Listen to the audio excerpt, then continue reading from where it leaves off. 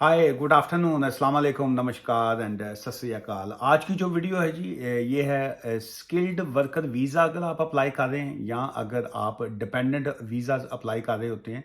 या कुछ डिफरेंट किस्म के जो वीज़ा अप्लाई होता है आपका, तो उसमें आपकी एप्लीकेशन में या होम ऑफिस की जानब से या जो है वो एम्बेसीज की तरफ से आपको एक लाइन पूछी जाती है जो होती है जी ओवरसीज क्रिमिनल रिकॉर्ड चेक जो है वो इसको हम लोग अपने कंट्रीज में जो है अक्सर करेक्टर सर्टिफिकेट भी कहते हैं और जो यूके में जो है इसको डीबीएस भी कहा जाता है। और क्रिमिनल रिकॉर्ड जो होता है ये उसके हवाले से होता है कि जी के आपने जो एप्लीकेशन फाइल कर रहे हैं तो अब आप हमें अपना एक क्रिमिनल रिकॉर्ड जो है वो उसका चेक करके वो बताइए और उसमें जो आपका रेलिवेंट पुलिस डिपार्टमेंट होते हैं वहाँ से आप उसकी एक करेक्टर सर्टिफिकेट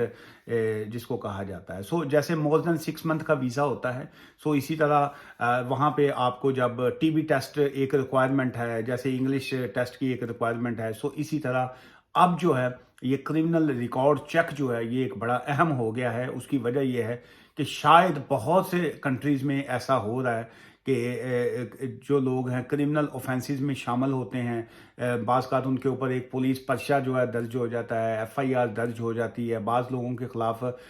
जो है केसेस कोर्ट में पेंडिंग होते हैं, वो बेल पे होते हैं, लेकिन वो कंट्री छोड़ के उनको जब डाउट होता है कि जी हो सकता है हमारे ख़िलाफ़ केस हो जाए या ना भी ऐसा हो, तो वो बाज़ का लोग सुकून के लिए जो है ऑलरेडी वीज़ा लगा होता है तो वो किसी और कंट्री की जाके रेजिडेंसी ले लेते हैं या वहाँ से निकल आते हैं। सो बाज़ ये है कि वो मीन वाइल जो पेंडिंग केसेस के दौरान जो है वो एप्लीकेशन फाइल कर देते हैं जी कि चलिए हम स्टूडेंट बन के चले जाएंगे या हम स्किल्ड वर्कर वीज़ा मिल गया है या स्किल्ड वर्कर वीज़े के डिपेंडेंट के तौर पे हम चले जाएंगे, तो जो फटाफट यहाँ से निकल जाए। हो सकता है इसकी एक वजह ये हो या यूके ये चाह रहा हो कि जी के जो हमारे कंट्री में लोग आए वो क्रिमिनल रिकॉर्ड जो है उनका नहीं होना चाहिए। सो उसमें लॉ में क्या लिखा है जी, उसमें ये है कि जी ओवरसीज क्रिमिनल रिकॉर्ड चेक्स जो है ये इसमें मेन ये आ जाता है जी कि if your employment is under a standard occupation code जो है एसओसी जो होती है, एसओसी जो आपका ऑक्यूपेशन कोड होता है जब आप स्किल्ड वर्कर वीज़ा अप्लाई कर रहे होते हैं या आप डिपेंडेंट का वीज़ा अप्लाई कर रहे होते हैं, तो फिर वो मेन जब कोड उसका आता है तो listed in the criminal record certificate जो है उसमें ये आ जाता है you will need to provide a criminal record certificate from any country. ये यहाँ पे गौर कीजिएगा, any country you have been present in the for past जो 12 मंथ्स जो है 1 साल से वहाँ पे आप रहते हो, और मोर इन दी लास्ट 10 years वेदर कंटिन्यूसली और इन टोटल वाइल्स एज 18 और ओवर जो है। सो इसमें इस तरह के जो रिकॉर्ड चेक है इसमें थोड़ी सी मैं ये समझता हूँ कि कई हवाले से जो है वो नाइंसाफ़ी भी है इस against law, human rights law जो है। उसकी रीज़न ये है कि मैं रीसेंट जो है वो मेरे अपने क्लाइंट्स ही हैं, मैं उनकी एक एप्लीकेशन जो है वो फाइल की हुई है और वो बैक होम इंडिया से जाके उन्होंने डिपेंडेंट का वीज़ा अप्लाई किया, लेकिन अब उसमें होम ऑफिस ने जो है जो एंट्री क्लियरेंस ऑफिसर है एम्बेसी वालों ने उन्हें कहा है जी कि यू नीड टू प्रोवाइड जो क्रिमिनल रिकॉर्ड चेक है वो आप अपना वो दीजिए। अब वो पिछले 2-3 साल से तो वो यूके में थे, तो अब ये वाला जो कानून है कि 12 मंथ्स जो है उसका आपने रिकॉर्ड देना है कि पिछला आप वहाँ पे थे, तो वो तो वहाँ पे नहीं है, वो तो यहाँ पे यूके में है। सो बाय लॉ क्या वो यूके का डीबीएस जो है या वो यूके का रिकॉर्ड जो है वो होम ऑफिस को एक्सेप्ट करना चाहिए? Then the answer is yes, उनको बिल्कुल एक्सेप्ट करना चाहिए। द रीज़न इज़ कि वो तो ऑलरेडी यहाँ पे थे, एक बंदा साल से 1 ईयर से 2 ईयर से जितने भी टाइम है, मोर देन जब आप अपने लॉ में ये कह रहे हैं कि जी कि मोर देन 12 मंथ्स जो है आप यूके में हो और more then in the last 10 years जो है, लेकिन जो अगला ये फिक्रा आ जाता है ना 10 years का, ये एक थोड़ा सा एक उन्होंने एक लाइन एक खींच दी है ताकि कहीं पे अगर हम 12 मंथ्स के या 1 साल के पॉइंट के ऊपर फाइट करें तो फिर वो ये कह सकेंगे कि देखिए हम तो कह रहे थे कि आपका 1 साल का 2 साल का, आप अगर आपका क्लाइंट 1 साल से या 2 साल से यूके में है तो वो उससे पहले तो वहाँ पे था ना, बैक होम में था, तो आप काइंडली प्रोवाइड कर दीजिए, तो आपको क्या ऑब्जेक्शन है? सो इसलिए लॉ में जहाँ पे इफ़ होते हैं वहाँ पे बट्स भी निकल आते हैं। सो ये जो इफ़ एंड बट्स का जो चक्कर है ऊपर नीचे करके जो है लॉ में चीज़ें चलती रहती हैं, लेकिन आज की इस वीडियो का मकसद ये है کہ آپ اپنا ٹائم سیو کرنے کے لیے آپ جب اسکلڈ ورکر ویزا اپلائی کریں تو اس کے لیے بیٹر یہی ہے کہ کرمنل ریکارڈ چیک جو ہے وہ اپنا کریکٹر سرٹیفکیٹ جو ہے وہ آپ بنوا لیں. وہ زیادہ اچھا رہتا ہے رادر دین کے بعد میں ہم ہوم آفس سے فائٹ کرتے پھریں یا کچھ اور ہے. تو اس میں یہ ہے کہ چونکہ پاسپورٹ ہے وہ آپ کا ایک لازمی ایلیمنٹ آ جاتا ہے. جو اپنے اوریجنل پاسپورٹ جو ہے اپنا جو موسٹلی یہ جو ایس پی آفس یا جو پولیس کے آپ کے آئی جی آفس یہ ریلیونٹ آپ کی اسٹیٹس میں ہوتے ہیں, آپ نے وہاں پہ جانا ہوتا ہے, ایک اپلیکیشن فارم فل کرنی ہے, آپ نے اپنا اوریجنل پاسپورٹ ان کو دکھانا ہے. وہ رکھتے نہیں ہیں, وہ سب دیکھتے ہیں. پلس آپ کا جو نیشنل آئی ڈی کارڈ ہوتا ہے اس کو وہ اس کی کاپی لیں گے, اور اس کے بعد جو ہے وہ تمام, چونکہ آج کل تمام موسٹلی کنٹریز کی اگر ہم بات کریں تو تمام جو پولیس کا ریکارڈ ہے وہ سارا آن لائن ہے. تو وہ وہاں پہ آپ کا کوئکلی وہ چیک کر لیتے ہیں کہ جی کہ کیا آپ کے خلاف کوئی پولیس کیس درج تو نہیں ہے, کیا آپ کسی مقدمے میں کنوکٹڈ نہیں ہیں, کیا آپ کلیئر ہیں. سو اس میں ایسا جتنا زیادہ ٹائم نہیں لگتا. تو وہ کہتے ہیں یہی ہے کہ ہم آپ کو 2-4 دن کے اندر جو ہے وہ سرٹیفکیٹ دے دیں گے, لیکن بعض کا جو ہے وہ سرٹیفکیٹ آپ کو جلدی بھی دے دیتے ہیں. سو اس لیے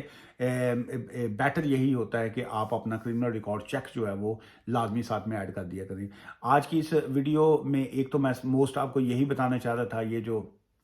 کرمنل ریکارڈ کے حوالے سے. سیکنڈ یہ ہے کہ ٹی وی ٹیسٹ جو ہوتا ہے وہ بھی لازمی ہے. اور تھرڈ یہ ہے کہ انگلش لینگویج کا جو ہے سرٹیفکیٹ جو ہوتا ہے آئلٹس کا کہہ لیجئے یا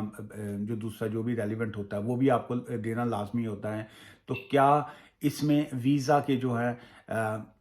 اپروول کے چانسز میں کوئی ایشوز آ سکتے ہیں؟ جی دیکھیے بالکل آ سکتے ہوتے ہیں. ہر ویزا جو ہوتا ہے اس میں اگر آپ کے پاس سی او ایس مل گیا ہے آپ کو, آپ نے اپلائی کر دیا, فیسیں دے دی, سو دیٹ ڈزنٹ مین کہ آپ کی اپلیکیشن جو ہے وہ لازمی وہ اپروو بھی کریں گے. اس کی وجہ یہ ہوتی ہے کہ ہر کیس کو ایک جو کیس ورکر ہے جو وہ اس نے انڈیویجولی دیکھنا ہوتا ہے. جیسے آپ وزٹر ویزا اپلائی کر رہے ہیں, آپ کہتے ہیں جی میں برٹش ہوں, میرے پاس گھر ہے, اکوموڈیشن ہے, میری فیملی کے ممبر جو ہیں وہ مجھے آ کے وزٹ کرنا چاہ رہے ہیں, وہ ویزا ریفیوز کر دیتے ہیں کہ ہم نہیں سمجھتے کہ جی کہ وہ ایلیجیبل ہیں اور وہ آپ کے پاس آئیں گے. سیم اسی طرح اسکلڈ ورکر ویزا میں جو ہے ایشوز یہ آ سکتے ہوتے ہیں. وہ کہتے ہیں جی آپ نے جاب کہاں سے لی, آپ کو کیا آن لائن سرچ کی, کیا آپ کو جو سی او ایس ملا, ان کو ڈاؤٹ یہ ہوتا ہے کہ یہ کہیں